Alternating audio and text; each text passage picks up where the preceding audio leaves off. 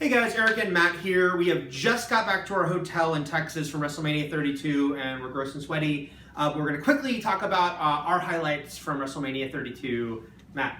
Well, the women's title match. We should start by saying on the pre-show, Lita came out with an announcement. What was that announcement? The announcement was that it had been rumored, and it was true, that they were getting rid of the Divas name, title, championship belt. Thank God, no more stupid butterfly belt. And the women's championship is back. Great new belt, and getting They're not called Divas anymore, they're called Superstars. So, yeah. The Divas Revolution did actually wind up being a revolution because it got rid of the Divas part. Yeah. Great match. We'll talk about Dean Ambrose and Brock Lesnar in a little bit. That's the match that came before this. This match came after that match. So this match actually got a sort of a better spot than the Ambrose-Brock Lesnar match, which was sort of hotly anticipated in its own right. And this match sort of, I felt, had like peak card placement, peak crowd interest, and the fact that it was now for the women's title and people knew that going in. Everyone was really invested in this match and they were appreciative of it. And sometimes we know what these girls can do from NXT, but these women really delivered on this. And sometimes on Raw, the crowd's not into it, they don't get enough time, but this was the match we wanted to see from them, and it was amazing. It was great. It was one of my favorites too. And I thought, I was so excited for it, and then it delivered on in every way. All three of them, great performances. Everyone had big moments and sort of high risk, high flying moments. And yeah, like you said, the crowd, they just were completely into it. And then the end of it, my shirt might give away that I was rooting for Sasha, but I did feel it, and I thought Becky would have been great too, but I do think by the end of it, all three of them had done so well, I couldn't begrudge Charlotte winning, especially because it'll just continue the storyline. Exactly, and I think that as far as like her being the true heel of the three right now at least, there was sort of a team Becky and a team Sasha, and you would have if one had won, the other side would have been pissed, so they sort of split the difference, gave it to the heel. Charlotte's doing a really good job as a bad guy right now. Keep that going, let the other two chase the title for maybe another triple threat at the pay-per-view next month. But then right following that match, there was the Shane McMahon Undertaker match, which was also one of the highlights of the WrestleMania 32. Yeah, and I think they did a really good job of sort of getting people really psyched about in recent weeks. Shane McMahon's sort of crazy, long-awaited return that no one thought he would ever return, you know? And yeah, it was great. I thought it was, first of all, the best Undertaker match in a while after the last couple. And then Shane's freaking crazy. Like, you know, watching him jump off, we were in the press box, we're very far away, so we were watching the monitors more than we were watching in the ring because they were tiny. But I watched with my own eyes him jump off the cage just because it was like, I need to document this with my own eyes. I can watch it again on TV later, but the fact that I'm seeing this man do this in front of me is insane.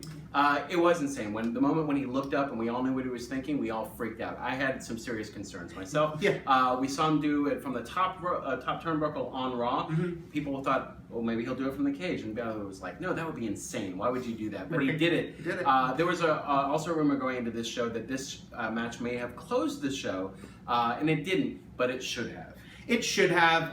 So let's just talk about the fact that the Roman Triple H match, they had a big uphill battle, and unfortunately they didn't surprise us. There was no twist to it, there was no interference, there was no Roman winning with a heel turn or Roman winning in a weird, interesting way. It was just a straight up Roman wins clean. Let's act like he is the crowd favorite, and he was anything but. Yeah, loud boos. I know from some Twitter messages from you guys that on the network you didn't hear the boos maybe like we did because they probably dropped the mics, maybe sweetened the noise a little with some pops for him that didn't quite exist. He was being booed. He was being booed by 101,000 people. And this just played out like a straight babyface versus heel match, except the crowd reactions were completely different. And unlike like Rock versus Hollywood Hogan from years ago, they didn't change it on the fly. They just played it out straight. And it was the fact that this was already going on 6 hours of wrestling, if you include the 2-hour pre-show, and this was an overrun now, time-wise, of WrestleMania.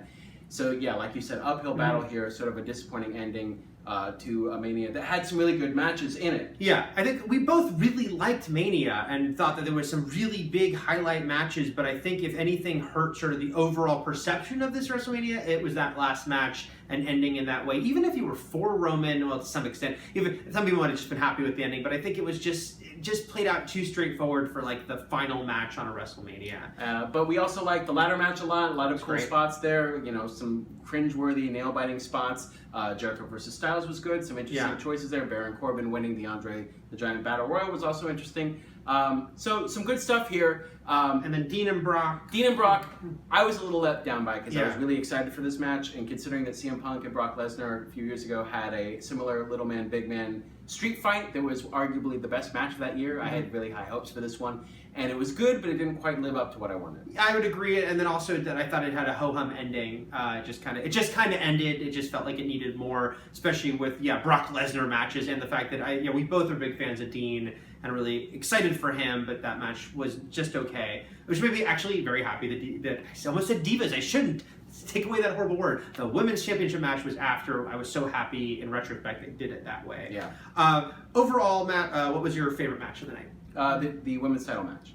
Same here, and even though I would say there were 3 excellent matches, the ladder match was excellent, and Undertaker, Shane, and the women's championship match were all great matches. And Jericho Styles was good. I like that one too, although within my top 3. But yeah, the women's championship match, again, was one so invested going in, and it did deliver. I thought it more than delivered. The name change and all 3 performances were so great, and the fact that the crowd was so behind him, I think it's a great shift for the company going forward.